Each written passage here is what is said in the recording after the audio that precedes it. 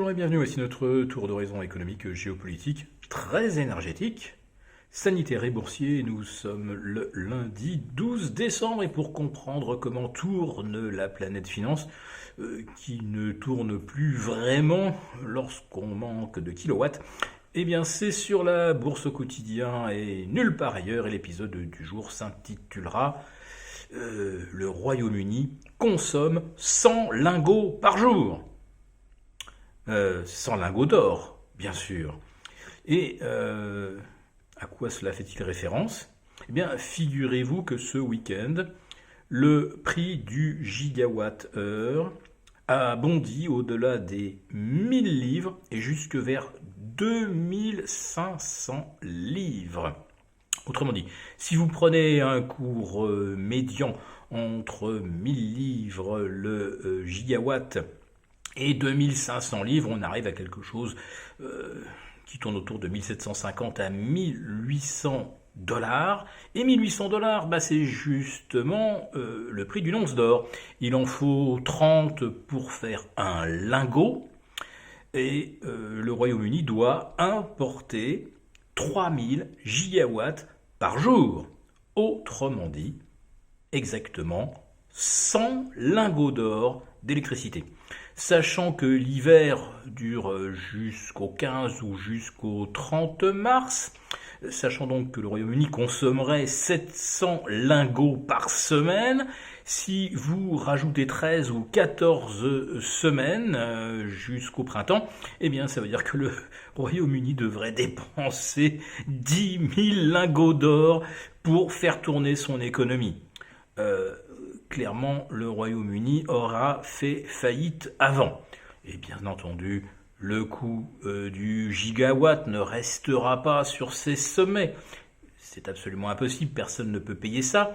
Et donc, beaucoup d'entreprises vont fermer, beaucoup de commerces vont également tirer le rideau, voire mettre la clé sous la porte. Et donc, il y aura effectivement beaucoup moins de demandes d'énergie. Si ça se trouve, d'ici la fin de la semaine, la demande britannique aura chuté de 10 ou 15%. Et il y a déjà de nombreux Britanniques qui sont incapables de se chauffer ou qui ne chauffent qu'une pièce sur 3 ou sur 4 parce que la facture d'électricité est d'ores et déjà insoutenable. Ça risque aussi d'être rapidement insoutenable pour le gouvernement de Rishi Sunak parce que en plus de se les geler, si les salariés britanniques doivent rester chez eux, voire même reçoivent leur lettre leur expliquant que c'est fini, leur entreprise a mis la clé sous la porte, le froid plus le chômage, ça risque de provoquer quelque chose de pas joli.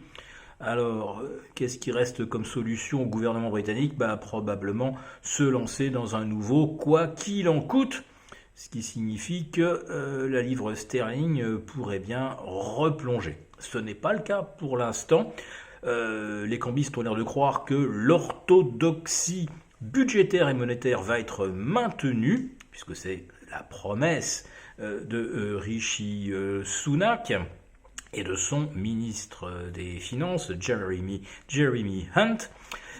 Oui, mais socialement, ce sera complètement intenable. Donc pour l'instant, la livre tient, mais si je devais mettre un ticket sur la prochaine devise qui va se payer du moins 10 ou du moins 15%, je miserais volontiers sur la livre, car ça sera soit le chaos économique, soit le chaos social. Voilà, entre les deux, choisissez votre favori. En Europe, sur le continent, alors, pour l'instant, on ne parle plus de coupure de courant, ni de délestage. On verra bien, du moment que ce n'est pas entre 20h et 22h mercredi soir, tout va bien. En revanche, d'ici jeudi, il y a également du suspense. Non, je ne vous dis pas que la France va se qualifier pour la finale.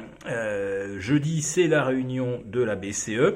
Et pour l'instant, on dirait que c'est encore du 50-50 entre les tenants d'une hypothèse de 50 points de hausse de taux, c'est-à-dire plutôt les pays du Sud et la France, et ceux qui préféreraient que la BCE continue d'y aller, et avec la même vigueur que la Fed, à coût de 75 points de base. Donc là, c'est surtout l'Allemagne, les Pays-Bas, dont je rappelle que le taux d'inflation aujourd'hui est de 14%. Et les Allemands supportent du 10%.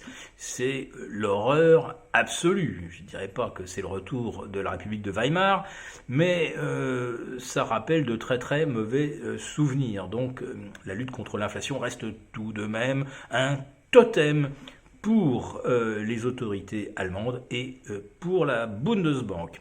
Alors la Fed, quant à elle, eh bien, elle aura probablement monté ses taux de 50 points de base mercredi, et tout le suspense réside dans le ton, le vocabulaire qui sera employé pour baliser un petit peu le parcours jusqu'au printemps prochain.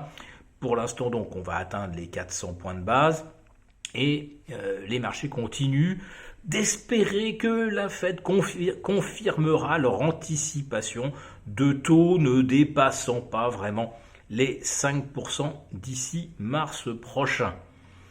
Mais on ferait bien de se tourner du côté de l'Angleterre, du Royaume-Uni, et d'écouter attentivement ce que nous dit la Banque centrale, parce que là, plus que jamais, tout dépend d'elle, et je le répète, le choix c'est entre le chaos économique et le chaos social, où on sacrifie la livre. Si cette vidéo vous a plu, n'hésitez pas à nous mettre un pouce, et rendez-vous mercredi avec nos abonnés désaffranchis.